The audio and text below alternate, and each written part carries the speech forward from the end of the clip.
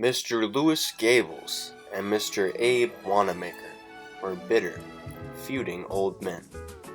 They were rivals ever since Wannamaker stole Gables' prom date right from under him. Gables later married Wannamaker's sister. Ever since then, they've tried to one-up each other in everything they do. So when Gables opened his tiny secondhand store, Abe opened a huge pawn shop right next door. The two are always on each other's case, bickering and blaming each other for every little thing that would go wrong. Third tenant of Riverside Plaza, Linda, an upbeat, older lady around their same age, ran Linda's Antiques, a once successful old ruin, as warm and charming as she. One day the two old men ran into each other, taking out the trash by the dumpster out back. Wannamaker! Out here on the curb where you belong, I see. It's gonna be you that's out on the curb when I'm done with you. Feebly rolling up his sleeves and posturing to fight. Hello, boys, a soft voice chimed in, realizing it was Linda. They both stood up straighter and slicked back what little hair they had left. Morning there, doll. Sure is a shame they're getting rid of this old place. Guess it's a good thing, though. Off to the next adventure. What are you talking about? They didn't tell y'all? The owner called me this morning and said he sold the land to some chain. Guess we're not pulling the big crowds like we used to. Got about 30 days to move out of here. The two men stand shocked. Oh, come on, guys. This is good for us. You didn't want to be here the rest of your lives, did you? Wasting away, spending your golden years busting your butts around here. Y'all can't even stand each other. That's not true, they both said together. Shut your trap, said Wannamaker. See? And what do I always tell you guys? You're only as old as you feel. I'm gonna go somewhere exotic and start my life over again. It's been a dream of mine for all the 5 minutes now. But Linda, that's crazy, Gables proclaimed. Maybe. But while I'm off there getting tan with my new Hawaiian beach hunk boyfriends, you'll still be here in this crummy little town bickering and carrying on like a couple of old geezers. A few days went by. The owner gave them both a call, saying he's planning on giving one of them a new store on another property he owns on the other end of town. He had troubles reaching Linda, who was already on a beach somewhere drinking a pina colada from a coconut. He said since their sales were about the same, this last month would determine who got the new store. They both schemed away, thinking of bigger and even bigger still ways to win. Gables' buy one get one free was a big hit. Clothes sales alone he was winning. Odds and ends were flying off the shelves like never before.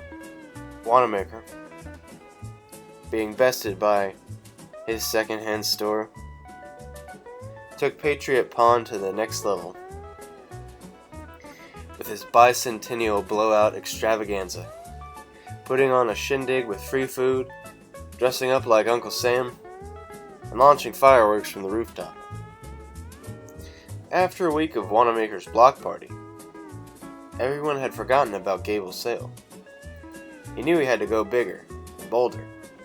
He launched his Christmas in July spectacular, turning his lot into the North Pole, complete with presents, fake snow, a live band of elves, and old Santa himself, Gables.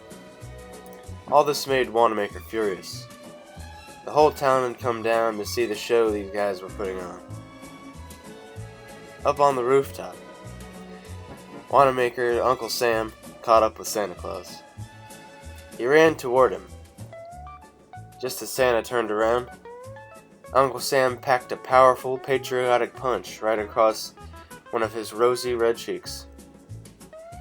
Santa put a jolly old smackdown on Uncle Sam's head, making his top hat cover his face. As Sam struggled, Santa picked up a plastic candy cane and started whacking him with it. He got in a few good bonks, and then it broke in two.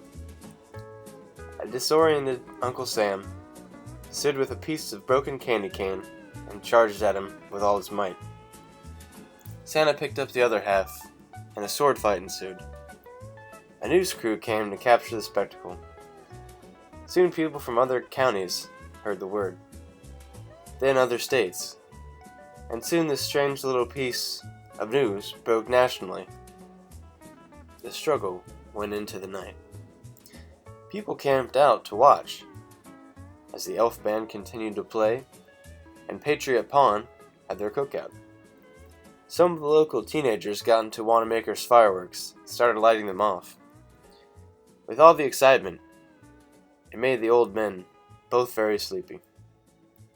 So they both ended up falling asleep in their tattered, ridiculous costumes mid-punch. When they woke up, everyone was gone. The food was all eaten. The rest of the fireworks had mysteriously vanished. The bill for the elf band was taped to the door. Ribbons, glitter, and melting artificial snow littered the plaza. They both looked at each other and started laughing uncontrollably. Before they could say a word, a Cadillac drove up and parked out front. Seconds later, they heard someone climbing up the ladder to the roof. It was the owner. "Saw you guys on the news last night." "I can explain." "Shut your trap," Wannamaker shouted. "What he means to say is, I can explain." "Look, I don't want to hear it, guys." "We understand if you're mad." "Mad? "How could I be mad? You guys are born salesmen. Clearly you staged this whole thing. Great teamwork, I must say." They both lay there, looking up at the small, business-savvy man, speechless. "The new store will be superior Pond and Thrift. And I want you to be the co-managers. We'll put on this show every year in July." After much thought and deliberation, the two men stood up, leaning on each other, and said, Thanks, but no thanks." The guys went for a long walk, had a drink or two, and sorted everything out. They became even bigger friends than they were enemies. They both got a couple Harleys, and now they're touring the Southwest on their way to Las Vegas. There they wish to become elderly Elvis impersonators. The end.